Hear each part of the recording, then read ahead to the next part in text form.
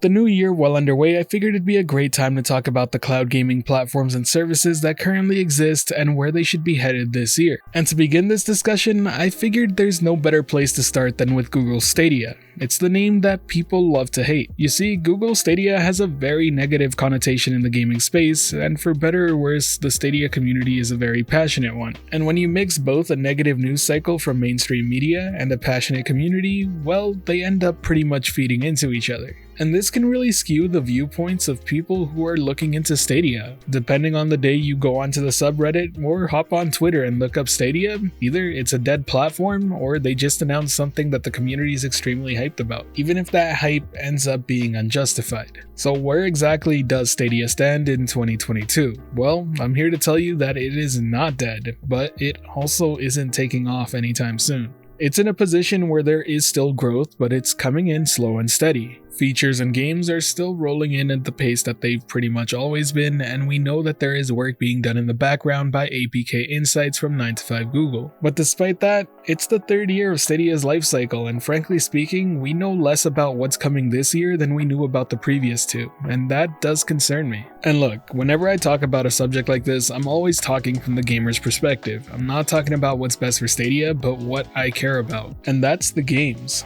For now, let's take a look at the list of titles that have yet to release on Stadia and are going to be a part of the 2022 schedule. In terms of quantity, the list doesn't look so bad, but let's remove games that are older ports. And then let's remove Chia, as we know it's now a PlayStation and Epic Game Store exclusive, as well as Mafia 2 Remastered, as who knows where that game is, it's been way too long without any word. And for the sake of this, let's also remove the older Ubisoft titles that are on the way, as I'm sure many of us have played them before. What's left is the games I'm probably most excited for. These are the games that are either relatively new or I haven't played before. And now let's compare that to the list of games that we knew were coming in 2021 when that year was just starting. You'll notice that some titles are on both lists, and that's because those games were announced a long time ago and have yet to be released. Now, shot for shot, with the same rules applied, the 2021 list has more games. And if we highlight the AAA Day 1 releases on both lists, you'll see that there are more on the 2021 list by a fair margin. And really, what I'm trying to get at here is that it was a much easier time for me to hype myself up about Stadia going into 2021 than it is about going into 2022. And if we take a look at the recent stats shared by the user Inlet on Twitter, well, you can tell that what people want most within the Stadia community are AAA games and just more games. And as of right now, the community has less of that to look forward to than we did last year.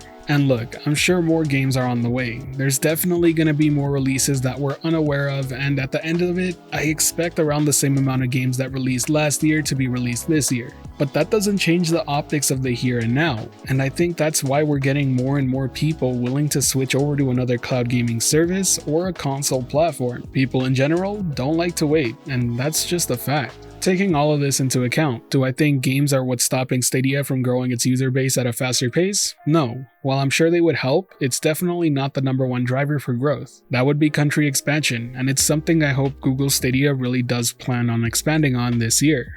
People from countries like India and many within the Latin American region are consistently asking in the comment section when this is going to be brought over to them. These are places where traditional gaming methods are extremely expensive and cloud gaming really does shine. And based on job listings, it looks like Stadia is prepping themselves up to enter India. And if country expansion really does lead to more users, well, then you're going to be getting more games. It's important that this happens. I have no doubt that Google still has to pay a premium to developers to bring their games over to make it worthwhile for them to do so. And that's the thing, without the user base, that premium to make it worthwhile definitely must cost Google more. So what does Stadia need to do in 2022? If you ask me, I want to see country expansion and more games. I would love to see hardware upgrades as much as anyone else, especially as a PC gamer, that stuff matters to me, but I do think Stadia is still in a position where it's good enough for the average consumer. Now, if for some reason hardware is the reason we're not getting more games, then Google needs to get on top of that, but I doubt that's the case right now. Still, if they manage to do a hardware upgrade and throw in 120 FPS support, that would be a huge deal for many, trust me. And just to wrap everything up, this isn't a hit piece on Stadia. I'm not telling you Stadia is dying. I'm not telling you Stadia is going to be dead soon. I'm simply stating my position on how I feel about Google Stadia here and now. And now that you've heard my position, let me hear yours. Leave them down in the comment section below. below, as I would love to read your thoughts. And if you enjoyed this video or found it helpful at all, be sure to hit that like button, as it really does help the channel out. And if you're wanting more content like this, be sure to subscribe and hit that notification bell as well. As always, this has been the Virtual Cloud, giving you the latest and greatest on everything cloud gaming and VR related, and until next time, I'll catch you in the clouds.